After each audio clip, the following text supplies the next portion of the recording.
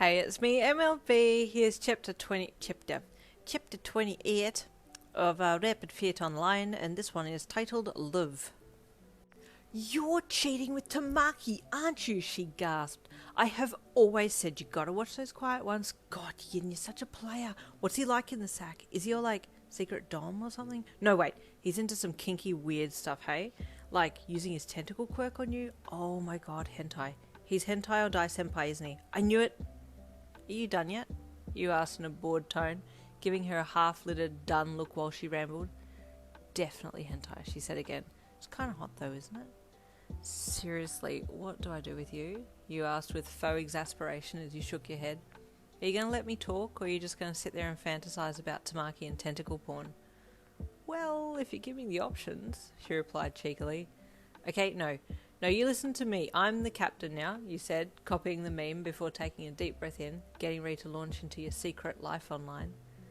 Oh, no, I can't say that we met in RFO because that gives his secret away too, you suddenly thought. You paused, then continued. Okay, so you know how I met this guy online?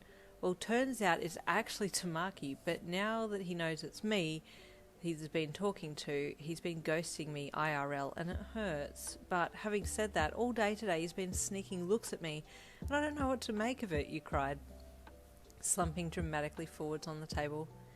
That bitch, your bestie exclaimed. He better man up and tell you he likes you IRL, or I'ma slice his ass off, kiss it, punch it, and sew it back on upside down, see if he likes that. You just stared at her for a good 3 seconds, impressed and mortified at her threat. Okay, that was super weird, but I love you, so I'm going to let that slide, you said with a straight face. Love you too, babe, she replied calmly, stuffing her face with a cream bun. You snorted with amusement. As you opened your locker that afternoon at the end of school, a note fell out and you picked it up to read it. 4 p.m, the usual, it read. You gasped and shoved it in your pocket before grabbing your things, changing your shoes, and then racing for home. Having basically jumped from the front door, up the stairs and into your room and up onto the bed the second you entered your room, you grabbed the Nerve Gear headset and then jammed it on your head and lay down quickly. Frickin' Link Start, baby! You screamed into the headset. Thankfully it understood what you wanted and connected you to the game immediately. You blinked a few times as your apartment came back into view and you looked over at the bed from the couch where you had looked out from yesterday. Butterfly was sitting up on the side of the bed, looking down at the floor. Hey, you greeted softly, and he looked up at you startled. Hi, Yin, he said softly, and the hair on the back of your neck stood up as an excited tingle shot through your body. It feels really weird hearing you say my name in RFO, Tamaki, you replied with a sheepish grin.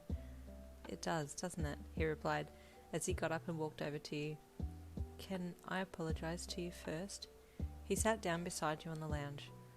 I'm so sorry I didn't stop you from leaving on Friday. No, that's okay, it was a lot to take in, you said. Well, it was a bit of a surprise, yeah, he said. But, Yin, I've actually thought you were pretty cute for a long time now, but I've never had the guts to tell you. What? You said. You think I'm cute? He nodded. But I didn't think I ever had a chance with you, so I forced myself to try and forget about you. Then I met you, in RFO, and I thought I'd finally moved on, but it's you. You laughed at his really adorable explanation and gingerly reached a hand out and placed it on his hand as it rested on the couch. So, does this mean we're okay? He nodded. Yin, would you be my girlfriend in real life, and would you be my girlfriend as in RFO? You grinned from ear to ear. I would love that, Tamaki Butterfly. He smiled up big and leaned in towards you, kissing you happily on the lips. I'm so sorry it took me a while to process everything, he apologised again.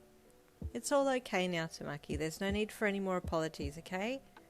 Okay, he said as he leaned in and hugged you. Do you want to go and work in the shop now?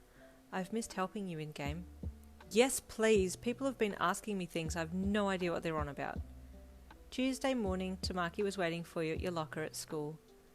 Hi, Yin, he greeted softly as you approached him. Hi, Tamaki, you replied happily.